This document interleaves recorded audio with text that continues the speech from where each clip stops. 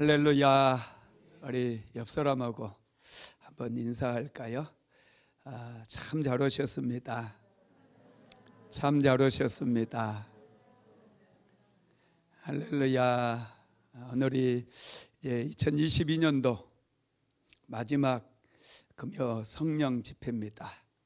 시작도 중요하지만 항상 끝이 중요해요.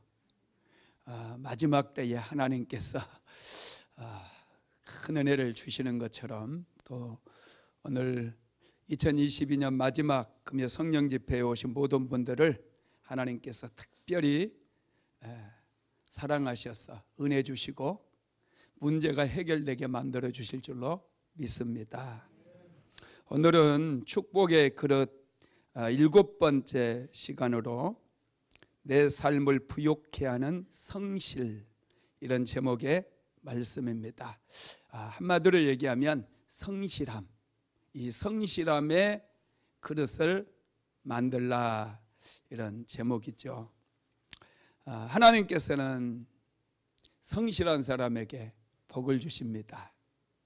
오늘 우리가 읽은 본문에 보면 게으른 자여 개미에게 가서 그가 하는 것을 보고 지혜를 얻으라. 개미는 두령도 없고 감독자도 없고 통치자도 없으되 먹을 것을 여름 동안에 예비하며 추수할 때에 양식을 모으느니라, 이렇게 말씀하고 있어요.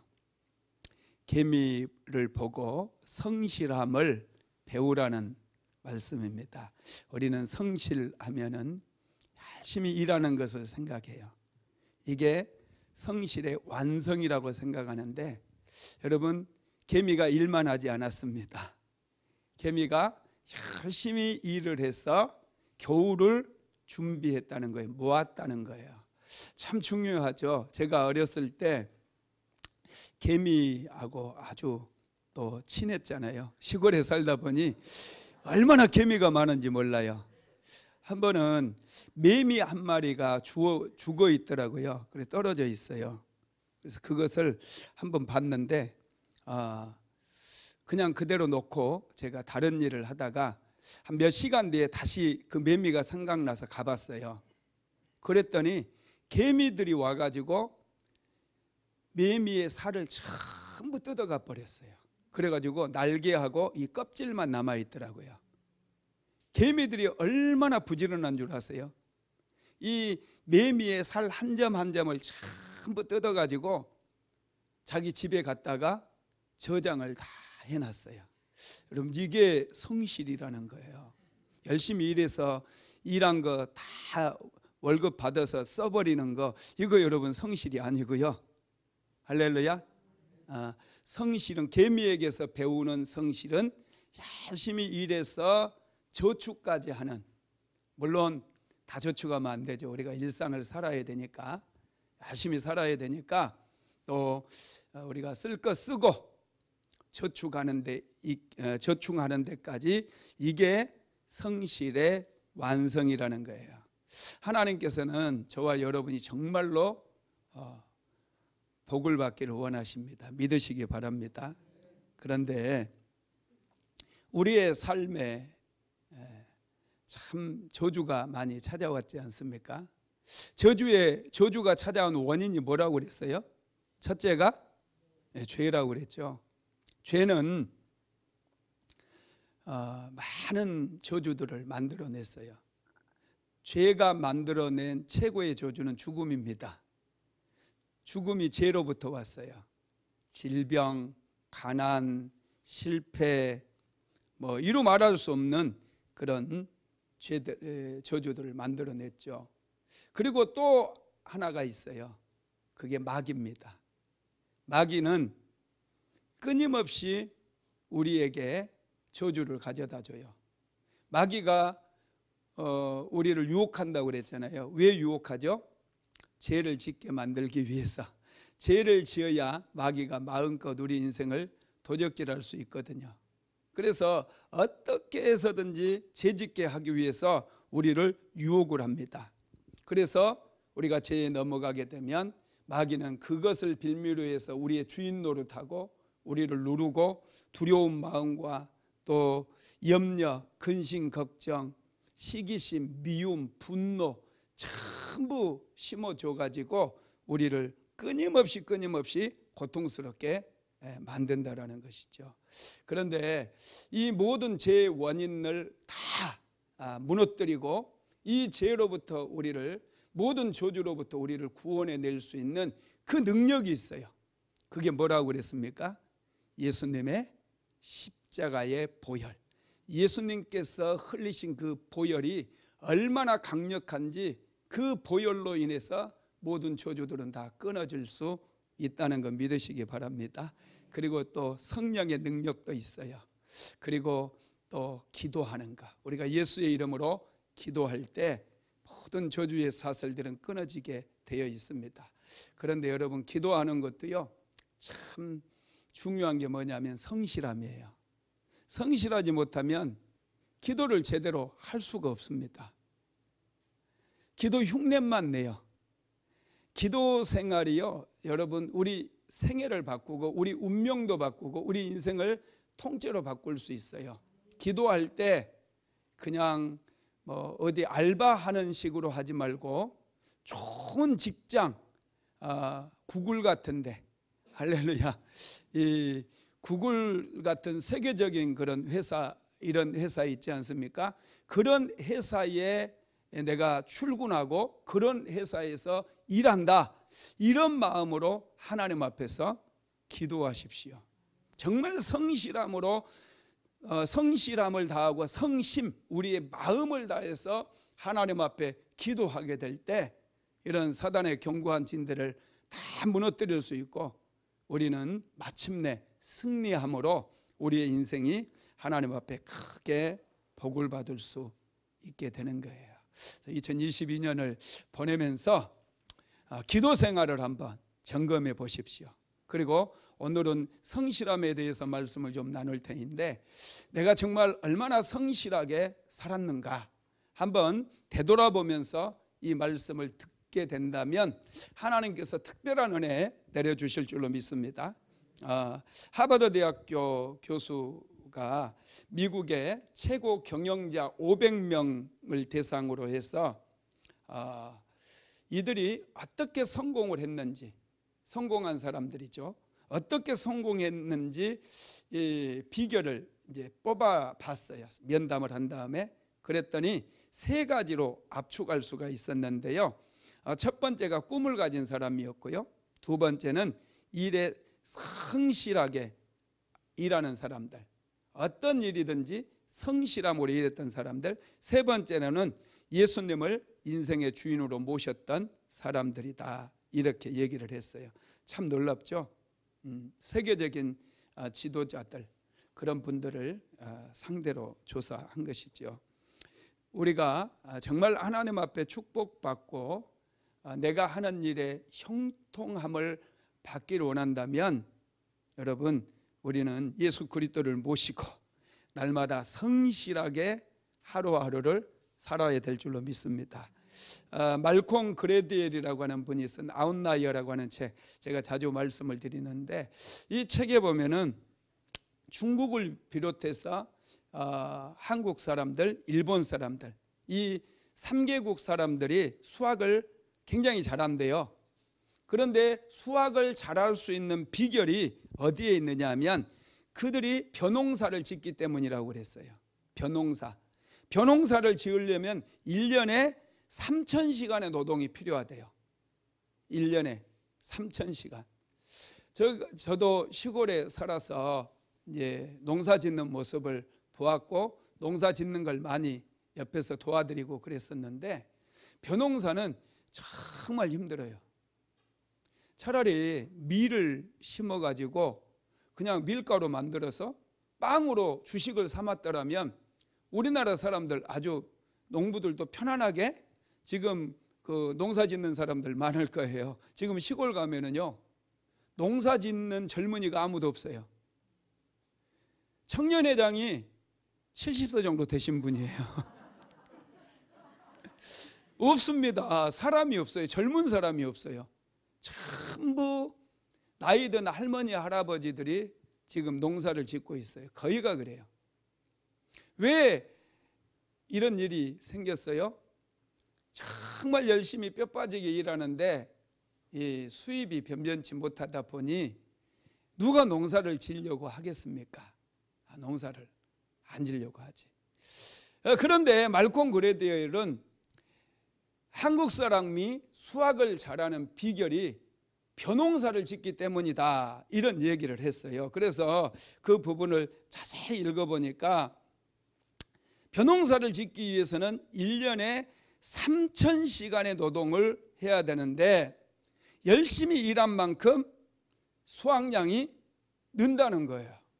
그래서 먼저는 좋은 씨앗을 준비하는 것부터 해서 파종할 시기, 또 농약을 해야 되고 김매줘야 되고 뭐 이런 것들이 있잖아요. 이런 것들을 자세하고 꼼꼼하게 이렇게 생각해 가면서 하다 보니 그 유전자가 내려와서 수확을 잘한다는 거예요.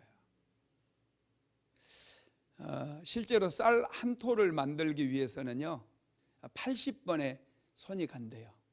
80번. 그래서 쌀 밑자를 보면은 10십자에다가 8팔자가 들어가 있잖아요. 8팔자가 쌀 밑자에는. 쌀 한 토를 얻기 위해서 80번의 손이 가야지 쌀 한 토를 얻을 수 있다라는 거예요. 그래서 우리 대한민국 사람들 참 놀랍죠. 그 2차 세계대전 이후에 일본을 남북한으로 갈라서 미국하고 소련이 나눠 가져야 되는데 괜한 우리나라, 피해국인 우리나라를 남북한으로 갈라버렸어요. 미국과 소련이. 우리가 전쟁 범죄 국가도 아니고 우리가 전쟁을 일으킨 나라가 아니잖아요. 우리는 피해자잖아요. 그런데 왜 피해를 본 우리 대한민국을 두 동강을 내놨느냐고요. 전범 국가인 일본을 두 동강을 내놔야지. 나는 이게 정말 이해가 안 되는 거예요, 이게. 그래서 우리나라가 6.25까지 또 남북한으로 갈라진 것만 해도 원통한 일인데 남한과 북한이 서로 죽이겠다고 전쟁을 했다는 거 아닙니까? 그래서 전쟁, 여러분 요즘 우크라이나와 러시아 사이에 전쟁하는 모습 보세요. 완전히 그냥 폐허가 돼버려요. 땅이, 건물 다 무너져 버리고 그곳에 사람이 살 수 없을 정도로 황폐화되어 버리잖아요. 대한민국이 그랬어요. 그렇게 온 대한민국의 전역이 황폐화되어 버렸어요. 그런 척박하고 황폐화된 이 땅에서 지금 전 세계 10대 경제대국이며 뭐 6대 군사대국이며 뭐 대단하지 않습니까? 미국조차도 우리 대한민국의 교육을 배워야 된다, 그렇게 나와요. 대한민국의 교육이, 우리는 자꾸 뭐 어디 다른 나라 교육을 배워야 된다 그러는데 미국에서는 우리 대한민국의 교육을 지금 연구하고 있어요. 배우려고. 놀랍지 않습니까? 정말 이런 이제 대한민국 이런 상황인데 이런 것들이 여러분 어떻게 이렇게 이 대한민국이 이렇게 잘 될 수 있었느냐. 1960년대에는 우리나라가 가나하고 똑같았대요. 국민소득이. 그래서 경제학자들 얘기는 가나가 앞으로 30년 뒤에는 대한민국보다 훨씬 앞서 있을 것이다. 그리고 70년대에는 필리핀이 우리보다 훨씬 잘 살아가지고 못 산 우리나라에게 체육관을 하나 지어줬어요. 그 체육관이 무슨 체육관? 장충체육관이에요. 장충체육관. 여러분 그 필리핀에서 지어준 거예요. 하도 우리가 못 살고 가난하니까. 그랬던 대한민국이 지금은 뭐 세계 8대 경제대국이 이탈리아보다 우리가 더 부자 국가예요. 대단하지 않습니까? 대단해요. 그리고 군사적으로도 하면은 뭐 까불면 중국하고도 한번 해볼 만해요. 대단한 이 군사 강국이에요. 하여튼 이 대한민국 사람들이 정말 대단해요. 그런데 그게 대한민국 사람들의 성실함에서 나왔다는 거예요. 성실해요. 결코 물러섬이 없이 성실하게 하루하루를 살아왔어요. 대한민국 국민들은 세계 어느 민족과 비교를 해도 결코 뒤처지지 않을 성실함이 있다라는 거예요. 할렐루야. 그 성실이 오늘날 우리 대한민국을 만들었어요. 그런데 하나님께서는 우리 그리스도인들이 반드시 만들어야 될 그릇이 성실함이라고 말씀하고 있어요. 이 성실의 그릇을 잘 만들게 되기를 주님의 이름으로 축복합니다. 하나님께서는 게으른 사람을 굉장히 싫어해요. 하나님은 부지런한 사람, 성실한 사람은 좋아하시고 게으른 사람은 싫어하시는데, 자, 마태복음 25장 26절에서 28절까지 같이 읽어봅시다. 그 주인이 대답하여 이르되 악하고 게으른 종아, 나는 심지 않은 데서 거두고 해치지 않는 데서 모으는 줄로 내가 알았느냐. 그러면 내가 마땅히 내 돈을 치리하는 자들에게나 맡겼다가 내가 돌아와서 내 원금과 이자를 받게 하였을 것이니라 하고 그에게서 그 1달란트를 빼앗아 10달란트 가진 자에게 주라. 아멘. 주인이 어떤 사람에게는 5달란트, 어떤 사람에게는 2달란트, 어떤 사람은 1달란트를 맡겼는데, 이 5달란트 받은 사람과 2달란트 받은 사람은 나가서 열심을 다해서 일을 했어요. 그런데 1달란트 받았던 사람은 그냥 땅에 묻어놔 버렸어요. 그래서 주인이 왔을 때 당신의 것입니다, 받으소서 그랬더니 그 주인이 악하고 게으른 종아 그렇게 불렀다라는 거예요. 그래서 이 악하고 게으른 종은 있는 것까지 빼앗겼어요. 1달란트 받은 거 빼앗아 버렸어요. 그리고 10달란트 받은 사람에게 그것을 주었다는 거예요. 하나님의 나라는요 신기해요. 있는 자는 더 많아져요. 이게 하나님 나라의 법칙이에요. 성실한 사람에게 하나님께서 더 많이 주셔요. 게으른 사람 거 빼앗아 가지고 성실한 사람에게 더 주신다는 거예요. 이게 하나님 나라의 원리예요. 믿으시기 바랍니다. 그래서 여러분, 우리 그리스도인들은 어떻게 살아야 돼요? 성실하게 살아야 돼요. 이 성실함의 의미를 우리는 부지런히 일하는 걸로만 생각해서는 안 돼요. 이 성실함의 의미를 다시 한번 생각하고 배워서 이 성실함을 실천하게 될 때 내 삶에 하나님께서 부어주시는 축복이 있을 뿐만 아니라 옆에 이웃들, 게으른 자들 그 빼앗아 가지고 성실한 사람에게 그 빼앗은 것을 하나님께서 더해 주신다는 것을 항상 생각하시기 바랍니다. 마태복음 25장 30절 한번 읽어봅시다. 이 무익한 종을 바깥 어두운 데로 내쫓으라. 거기서 슬피 울며 이를 갈리라 하니라. 이 게으른 종을 무익한 종이라고 그래요. 무익한 종. 이 무익한 종은 1달란트 있는 거 빼앗겼어요. 그리고 어디로 쫓겼어요? 어두운 데로 쫓아버리라고 그렇게 얘기를 했어요. 야, 이 사람은 가진 것도 빼앗겼지만은 어두운 데로 그냥 쫓겨남을 당했다는 것이죠. 그러면 게으름이라고 하는 게 뭘까요? 게으름은 마땅히 해야 될 일을 하지 않는 게 게으름이에요. 여러분, 하나님은 항상 성실한 사람을 좋아하시고 사용하시는데, 하나님께서 다윗을 선택하신 이유도 다윗이 정말로 성실했기 때문이에요.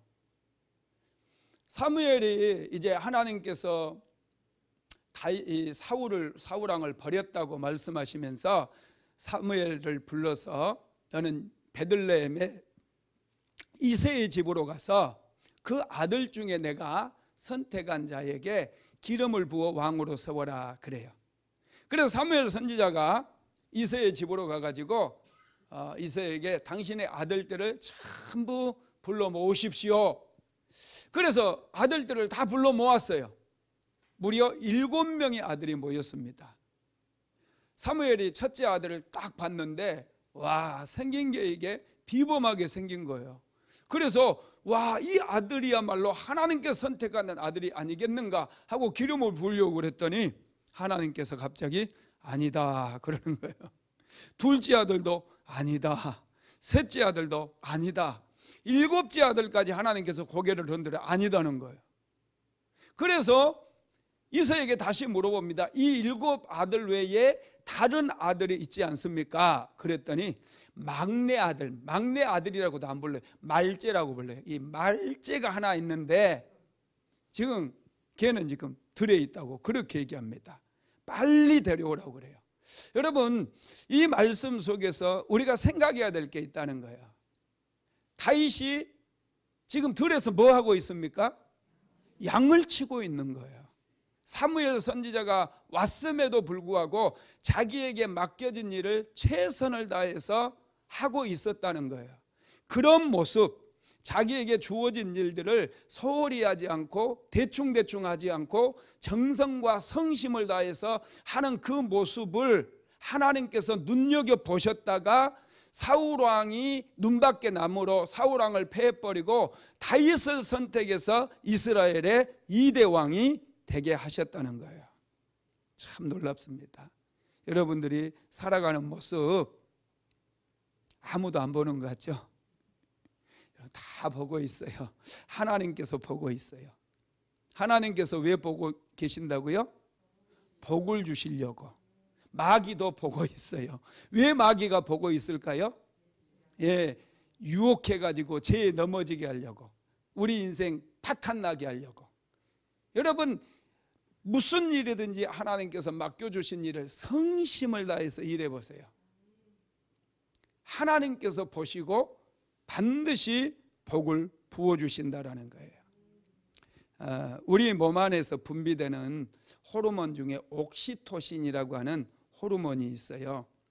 이 호르몬은 우리의 집중력을 높여주고요, 안정감과 인내심을 키워주는 그런 호르몬이 돼요.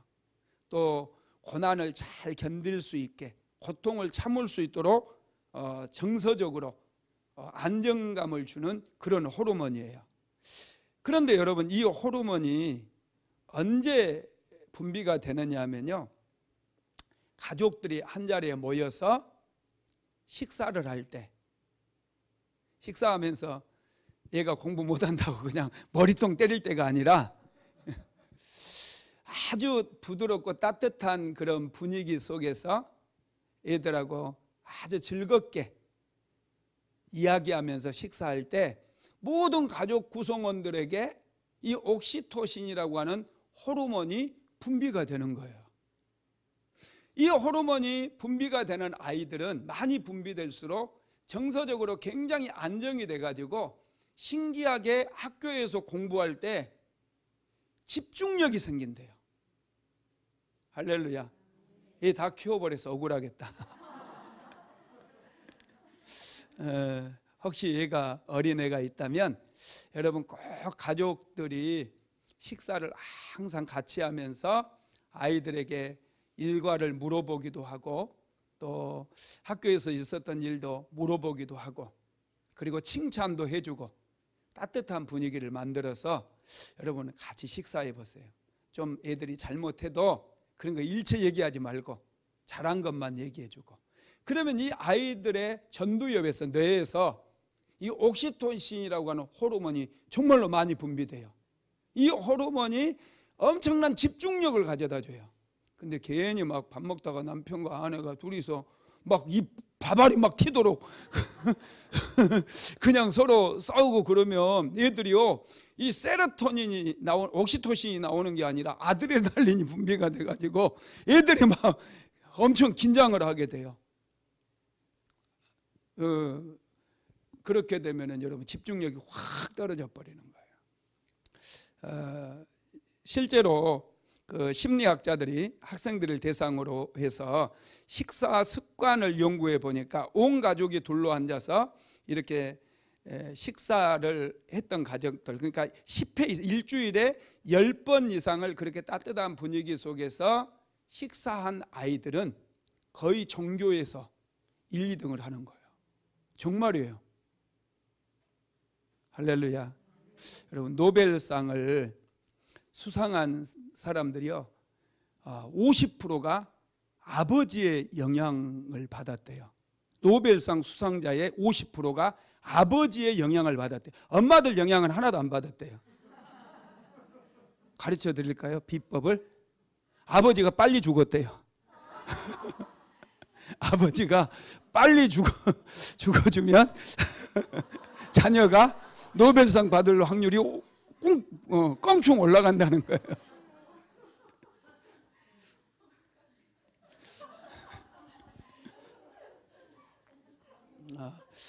준이라고 하는 애가 있었는데요.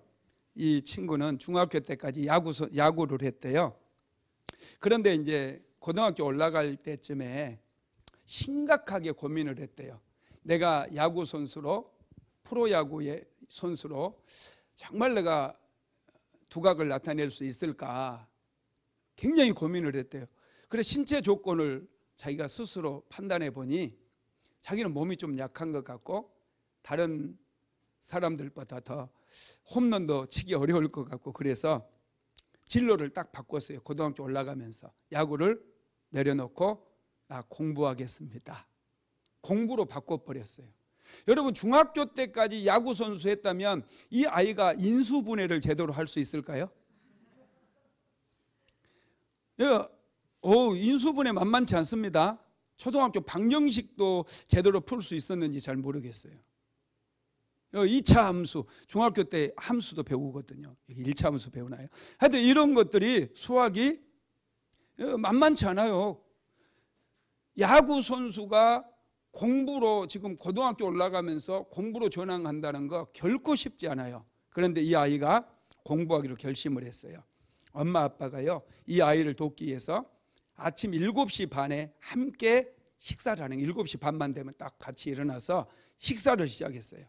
그리고 아버지는 이 아이를 위해서 열심히 책을 읽고 밥을 먹는데 아버지가 읽었던 책을 이야기를 해줘요. 아들이 처음에는 아무 반응이 없었대요. 그런데 계속해서 아버지가 자기가 읽은 책 얘기를 해주니까 어느덧 아들이 반응을 하기 시작하고 때로는 질문도 하더라는 거예요. 그러면서 이 아이가 고등학교 1학년 때 아주 밑바닥이었는데 성적이 점점 올라가기 시작해요.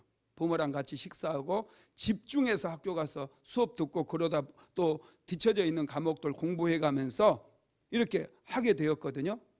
이 아이가 고3 때 전교에서 놀아요. 그리고 어느 대학 간 줄 아세요? 서울대학 갔어요. 2009년도에 있었던 일이면 실제로 있었어요. 반면에 혼자 식사하는 아이들을 보니까요, 아무리 좋은 음식을 먹여도 영양 불균형이 찾아오고요, 집중력이 떨어지는 거예요. 학업에 다 부진한 애들이 많아요. 여러분, 함께 밥을 먹는다고도 다가 아닙니다. 밥을 먹을 때 뭐가 중요하다고요? 분위기. 할렐루야. 분위기가 아주 중요해요. 그냥 밥알 튀기고 막 그러지 마시고, 항상 이 따뜻한 분위기 속에서 밥을 먹게 되면 옥시토신이 많이 분비가 돼가지고 자녀들이 집중력이 생겨서 공부도 잘 하게 된다는 거죠. 그래서 요즘은요, 전 세계적으로 집에서 같이 밥 먹기, 그런 운동이 많이 이루어지고 있어요. 근데 우리나라는 같이 밥 먹는 문화였잖아요. 그런데 시간이 지나면서 같이 온 가족이 모여서 밥 한 끼를 먹는 게 정말 드물어요. 혹시 일주일에 10번 정도 온 가족이 둘러앉아서 식사하는 가정이 있어요? 우리 집 있잖아. 우리 집은 10번 넘어요. 10번 넘습니다. 여러분, 이 함께 가족이 밥을 먹는 거, 이거 굉장한 성실함이 요구돼요. 하나님이 이것 보셔요. 아내들이요, 맛있는 밥을 하고 맛있는 된장찌개 하나면 됩니다. 열심히 끓이시기 바랍니다. 그래서 사랑하는 남편, 사랑하는 자녀들 불러다가 먹기 싫다고 해도요, 아침에 깨워서 같이 드세요. 이게 행복이에요. 할렐루야. 이게 여러분 성실의 가장 기본이라는 거예요. 맨날 밥도 안 먹고 굶고 막 이러러 다니고, 옛날에는 아내들이요, 이제 집에 있고 그러다 보니 남편들 막 그 새벽에 나가도 꼭 밥 챙겨가지고 먹여서 보냈거든요.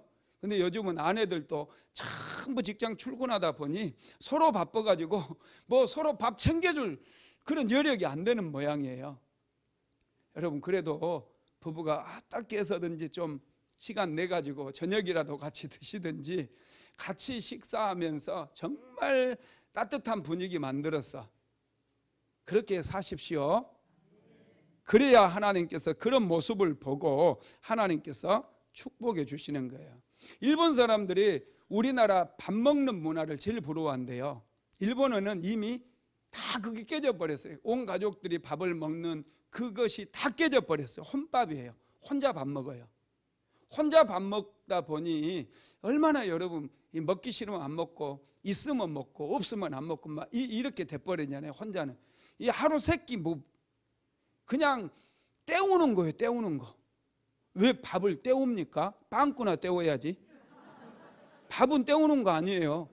밥은 언제나 편안하게, 나는 우리 사모가 대충 해주면은 내가 별로 안 좋아해요. 내가 막 해서 먹어버려. 그냥 잘 해서 찌개도 막 끓여서 내가 먹어. 밥을 한 끼를 먹어도 임금처럼 먹어야지 내가 임금처럼 신분이 높아지죠. 좀 여유를 가지세요. 뭐 밥 먹는 여유까지 없어서 되게 되면 그렇게 돈 벌어서 뭐 하겠습니까? 좀 여유를 좀 가지시기 바랍니다. 하나님께서는 그런 것들은요 게으름이라고 얘기해요. 때우어서 먹고 이런 것들 성실함이 아니니까. 특별히 하나님께서는 오늘 우리에게 게으른 사람들은 개미에게 가서 배우라고 말씀했는데, 게으른 자여 개미에게 가서 배워라 그랬잖아요. 잠언서 6장 6절로 8절에 보면 그가 하는 것을 보고 지혜를 얻으라. 개미는 두령도 없고 감독자도 없고 통치자도 없으되 먹을 것을 여름 동안에 예비하며 추수 때에 양식을 모으느니라 그랬어요. 또 잠언서 12장 24절 한번 같이 읽어볼까요? 부지런한 자의 손은 사람을 다스리게 되어도 게으른 자는 부림을 받느니라. 게으른 사람은 항상 남 밑에서 부림 당하는 삶을 살게 된대요. 부지런한 사람은 다른 사람을 다스리게 된다는 거죠. 하나님께서 우리 손으로 하는 일에 복을 주시기 때문에 그래요. 자, 신명기서 28장 8절하고 12절 같이 한번 읽어봅시다. 여호와께서 명령하사 내 창고와 내 손으로 하는 모든 일에 복을 내리시고 내 하나님 여호와께서 내게 주시는 땅에서 내게 복을 주실 것이며 여호와께서 너를 위하여 하늘의 아름다운 보고를 여시사 내 땅에 때를 따라 비를 내리시고 내 손으로 하는 모든 일에 복을 주시리니 내가 많은 민족에게 구워줄지라도 너는 꾸지 아니할 것이요. 아멘. 하나님께서는 우리 손으로 하는 일에 복을 주신대요. 우리가 손으로 하는 일을 관찰하신다는 거예요. 하나님께서 보시니까 성실하게 일하는 사람들에게 복을 주시는 것이죠. 그래서 우리가 항상 이 성실함이 이 몸에 배워야 돼요. 우리 대한민국 사람들 정말 성실해요. 그런데 우리 그리스도인들은 영적인 성실함에 대해서도 배워야 돼요. 기도할 때도 들쑥날쑥 하지 마세요. 했다가 안 했다가 이렇게 하지 마세요.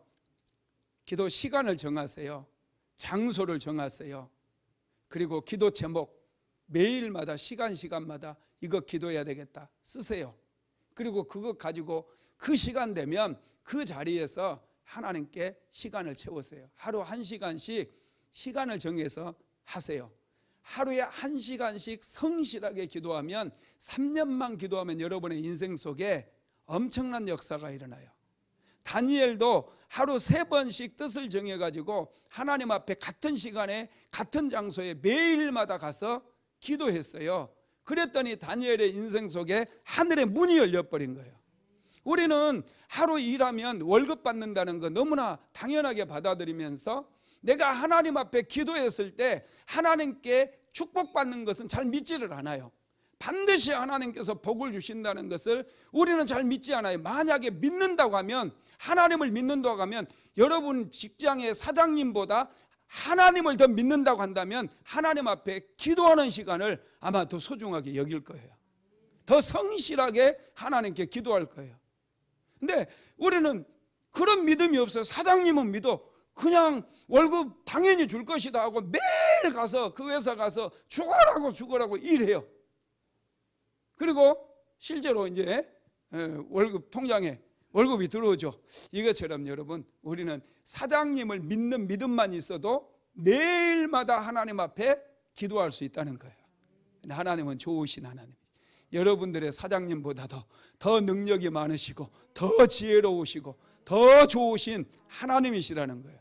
그래서 기도할 때 여러분 성심을 다해서 성실하게 한번 해보세요.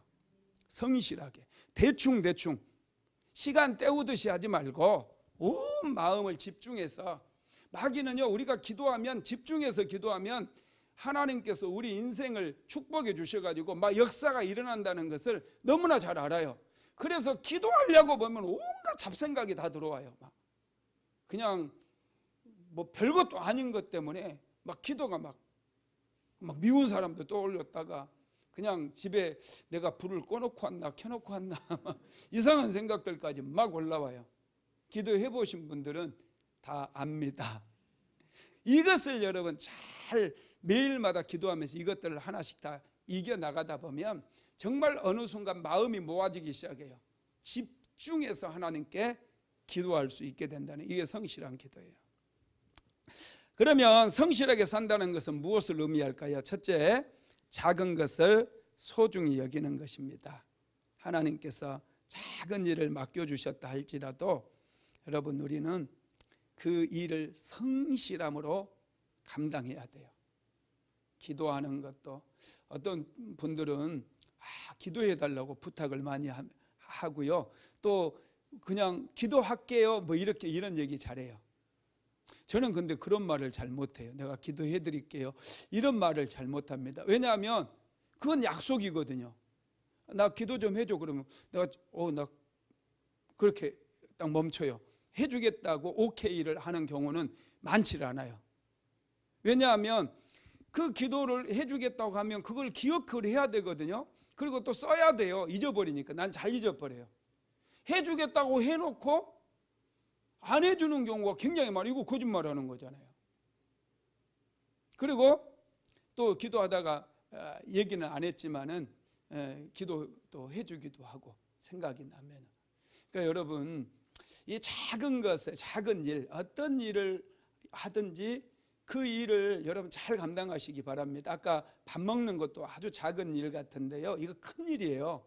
이거 잘못하니까. 그리고 인생을 살아가면서 우리가 그 직장 생활을 하고 사람들이, 직장 생활하는 사람들이요, 일은 쉬운 일 작게 하고 월급은 많이 받기를 원해요. 여러분들도 안 그렇습니까? 아주 쉬운 일, 얘들도 할 수 있는 아주 단순한 일, 그리고 또 일도, 그 일도 아주 작게, 그렇지만 돈은 엄청 많이. 그런데 여러분, 이런 직장이 있나요? 절대로 없어요. 쉬운 일은요, 어린 아이들도 다 할 수 있는 일은 그거 할 수 있는 사람이 너무 많아. 경쟁이 치열합니다. 여러분, 우리가 인생을 살아가면서 남이 하기 싫은 일들을 해야 돼요. 남이 하기 싫은 일들을 열심히 앞서서 해버리는 거예요. 주인정신을 가지고 성실하게. 두 번째로는 보수를 바라지 않고 일하는 거예요. 성실한 사람은 보수 꼭 어떤 대가를 생각하고 일하는 것이 아니라 보수를 받지 못한다 할지라도 정말 열심히 합니다. 교회의 일은 여러분 보수를 줘요, 안 줘요? 안 주잖아요. 교회 청소한다고 목사님이 수고했으니까 오늘 5만 원씩 드리겠습니다. 아니잖아요. 그냥 자원해서 하는 거잖아요. 이 교회 일을 하는 걸 봐도요, 정말 성실하게 하시는 분들이 있어요. 그러나 어떤 분들은 우리 교회 사람들 말고 대충 하는 분들이 있어요. 내가 하나님 앞에서 하는 일들, 이런 것들 작은 일이어도요, 정말 성심을 다해서 이 일을 감당하게 되면 하나님께서 축복하셔요. 어떤 분들은 대표 기도를 할 때도요, 참 꼼꼼하게 잘 잘 적어가지고 아주 은혜가 돼요. 목사인 나보다 대표 기도를 훨씬 잘해요. 아주 대표 기도를 정말 은혜스럽게 하시는 분들이 있어요. 잘 적고 또 하나님께 질문해 가면서 이렇게 기도문을 작성하는 그 흔적이 보이거든요. 어우, 진짜 감동이 돼요.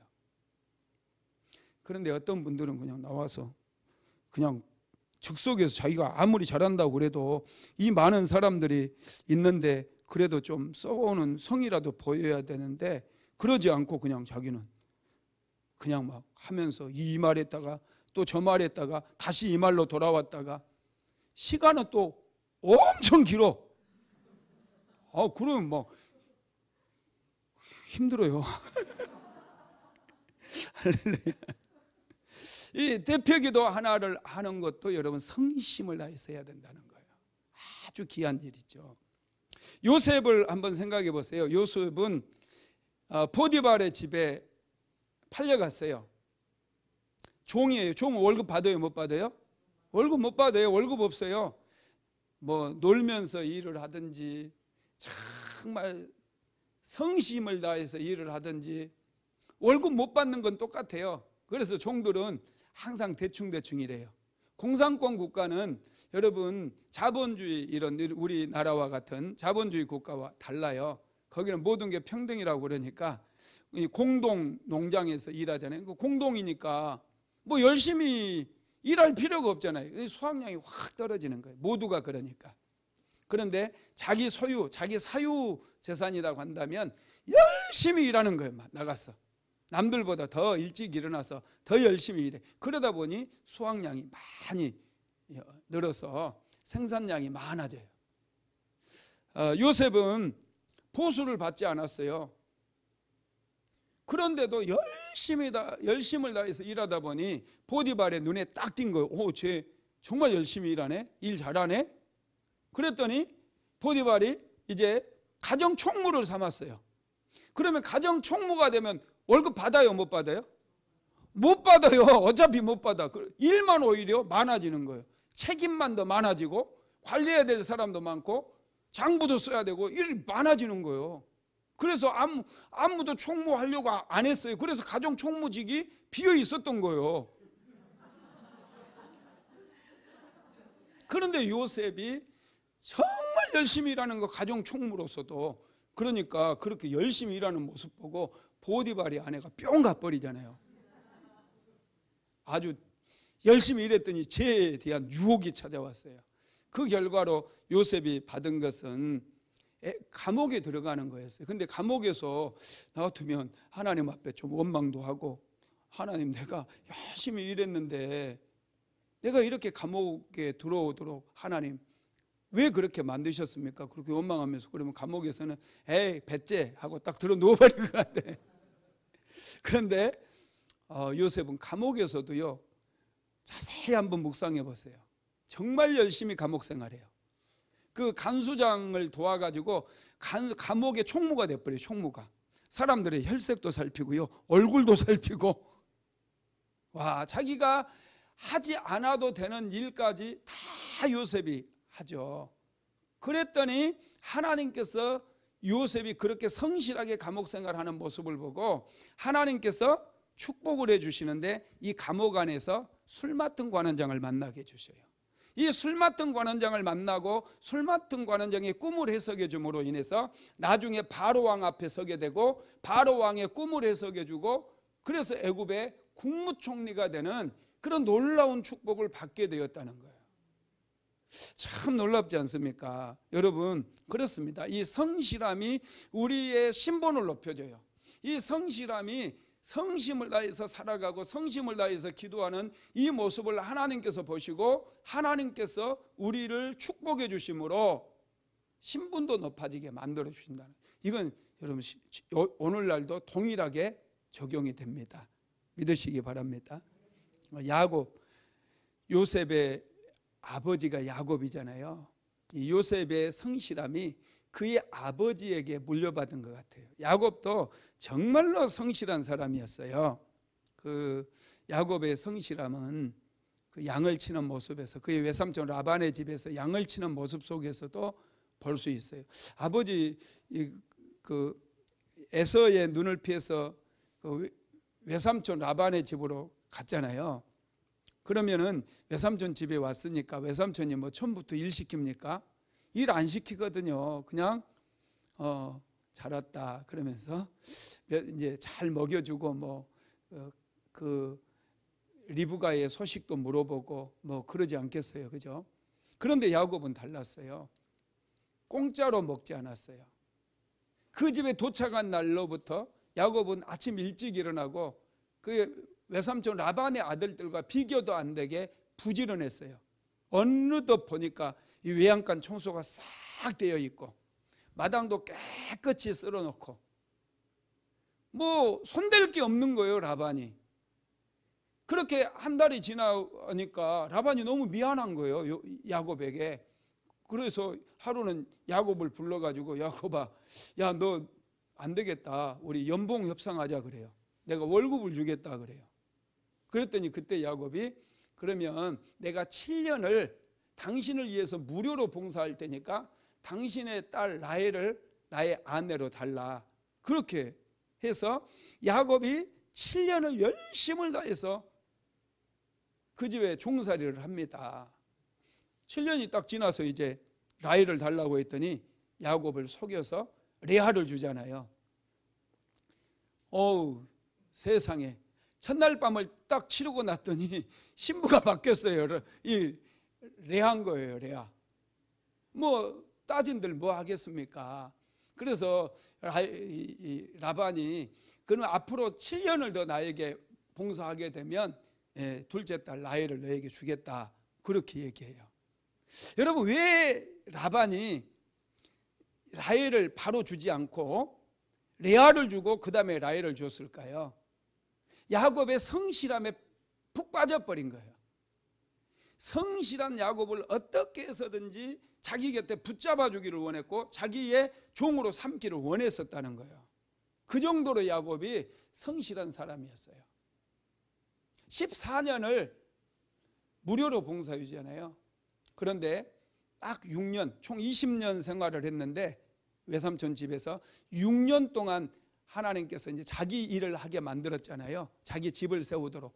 6년 동안 얼마나 야곱이 성실했는지 이 14년 동안 성실하게 일하는 야곱의 모습을 하나님께서 이미 보고 이미 야곱을 축복해 주기로 작정을 한 거예요. 그래서 6년 동안에 야곱이 기도하는 것마다 응답받게 만들었어요.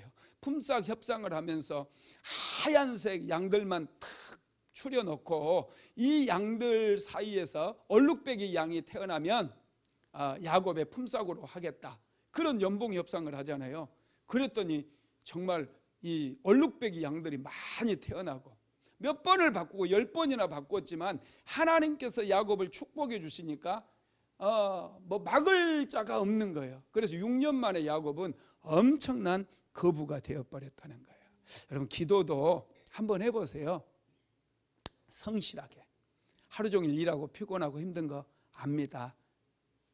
다 여기 오신 분들, 오늘 여기 오신 분들 전부 힘들게 일하시는데 그래도 이 힘들고 피곤한 가운데서 일 마치고 딱 와서 내가 하나님께 반드시 기도하리라, 하나님께 감사하리라, 나의 성실한 기도 생활을 하나님께 보여드리리라, 이렇게 결심을 하고 한번 성실함으로 기도해 보시기를 바랍니다.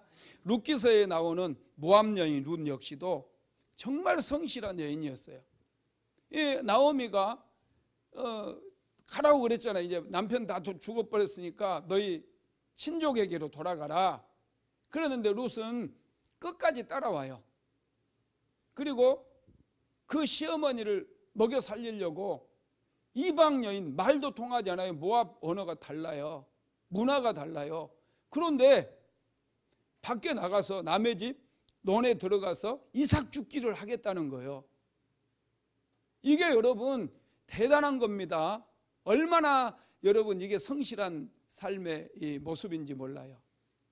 나가기 힘들잖아요. 그리고 남편도 없이 왔으니 괄시받고 천대받고 무시당하고, 우리도 뭐 네팔 사람이나 캄보디아 사람들, 이렇게 이 동남아시아권 사람들 대한민국에 일하러 오는 사람들 좀 무시하는 경향이 있지 않습니까? 똑같아요. 모압 사람들을 엄청 무시했어요. 그런 상황 속에서 이 모압 여인 룻이 이삭을 줍는데 한식경도 쉬지를 않는 거예요. 열심히 따라다니면서 막 이밭 저밭 헤매고 다니면서 보아스의 밭까지 와가지고 막 이삭을 줍는 거예요. 그 모습을 누가 봤어요? 하나님도 보시고 보아스도 보고 보아스의 종들이 본 거예요. 그래서 나중에 보아스가 물어봤을 때 종들이 저 여자 대단한 여자다고, 쉬지도 않고 일만 하고 있다고 그렇게 얘기를 해주는 거 아닙니까? 그렇게 성실함을 보였을 때 보아스라고 하는 남편을 만나서 그곳에서 나오미의 후사를 이어주게 만들었고, 할렐루야, 하나님 앞에 이 메시아의 족보에 들어가는 축복을 얻게 되었다라는 것입니다.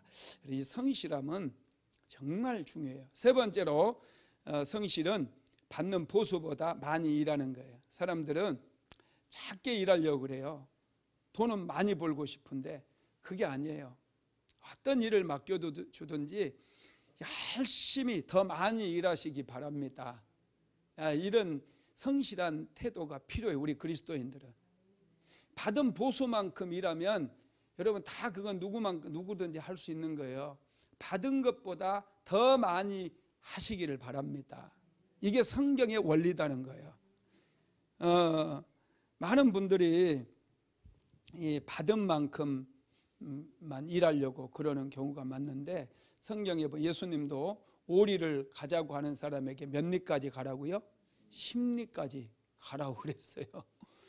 성경적인 원리는 내가 받은 것보다 더 열심을 다해서 더 많이 해주는 것. 그럴 때 여러분 사장님이 보고 참 괜찮다 하고 승진시켜 주는 거예요. 대충 하고 어디서 놀다가 오고, 내가 전에 얘기했나요? 내가 그 학교 다니고 그럴 때 알바로 노가다 하는데 다니고 따라다니고 그랬는데, 그 이씨 얘기했잖아요, 그죠? 이씨는 같이 일하다 보면 어느 순간 사라져 버렸어요. 그래서 사람들이 이씨 이렇게, 나 이름도 몰라요. 지금도 이씨. 그러면은 어디 숨어서 혼자 담배 피우다가 어슬렁 와요. 여기 잡아! 그러면 잡아요. 잡부밖에 못해요. 잡부밖에. 이분은 그 노가다판에 한 그때 당시만 해도 10년 넘게 따라다녔는데 항상 잡부하고 있어요. 그런데 나는 조금 이렇게 해보니까 일을 금방 배우겠더라고요. 그런 거 자꾸 해보고 궁금하잖아요. 미장도 좀 해보고 타이르도 좀 붙여보고 이런 거 여러분 자꾸 눈으로 보고 옆에서 이렇게 물어보기도 하고 그러면 가르쳐 주거든요. 그러면 금방 배워요.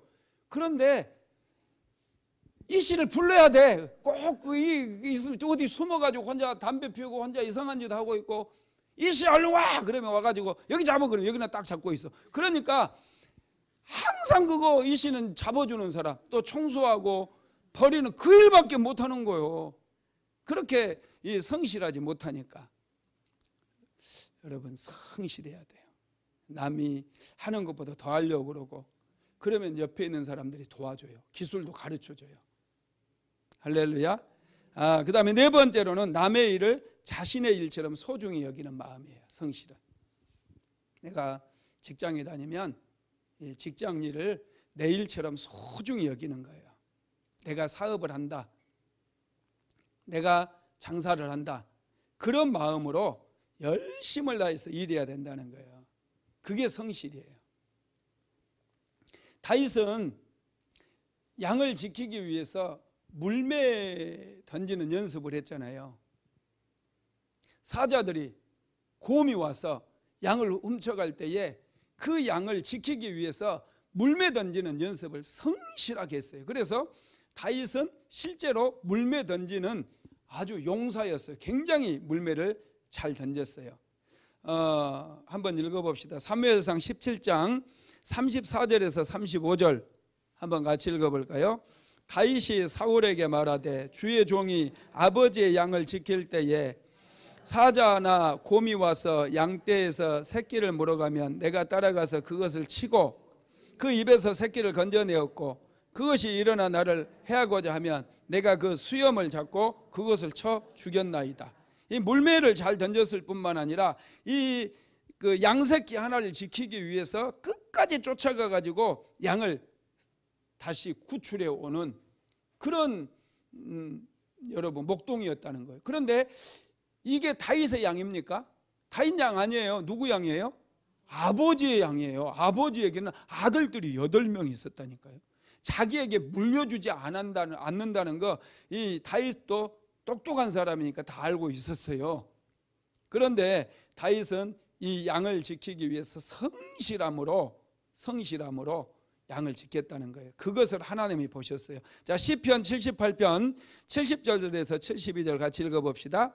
또 그의 종 다윗을 택하시되 양의 우리에서 취하시며 전양을 지키시는 중에서 그들을 이끌어내사 그의 백성인 야곱 그의 소유인 이스라엘을 기르게 하셨더니 이에 그가 그들을 자기 마음에 완전함으로 기르고 그의 손에 능숙함으로 그들을 지도하였도다. 아멘. 여기 다시 보세요. 거기 띄워놓으세요. 다윗을 택하시되 양의 우리에서 취하셨다고 그랬죠. 이게 무슨 말이에요? 다윗이 성실하게 양을 지키고 양을 치는 그 모습을 하나님께서 보시고 다윗을 이스라엘의 왕으로 하나님께서 선택하셨다는 거예요. 여러분 정말 놀랍죠. 나중에는 다윗이 이 양을 지키기 위해서 물매 던지는 훈련을 했는데 그 물맷돌로 골리앗을 쓰러뜨림으로 이략 스타의 반열에 오르게 되고 이스라엘의 위대한 장군이 되지 않습니까? 나중에는 위대한 왕이 되고요. 5번째로 성실함은 부지런함입니다. 부지런하게 일해야 돼요. 시간이 너무 많이 돼서 말씀은 여기까지만 하겠습니다. 하여튼 이 성실을 잘 한번 생각해 보시고 내가 얼마나 성실하게 살았는가 한번 생각해 보시고요. 성실하지 못한 부분이 있었다면 하나님 앞에 이 시간 회개하시고 2023년도에는 정말로 하나님 앞에 성실하게 기도하고 성실하게 일함으로 이 축복의 그릇 7번째 이 성실함의 그릇을 만들어서 그 그릇 안에 하나님께서 부어주시는 축복들을 다 담아내게 되기를 주님의 이름으로 축복합니다.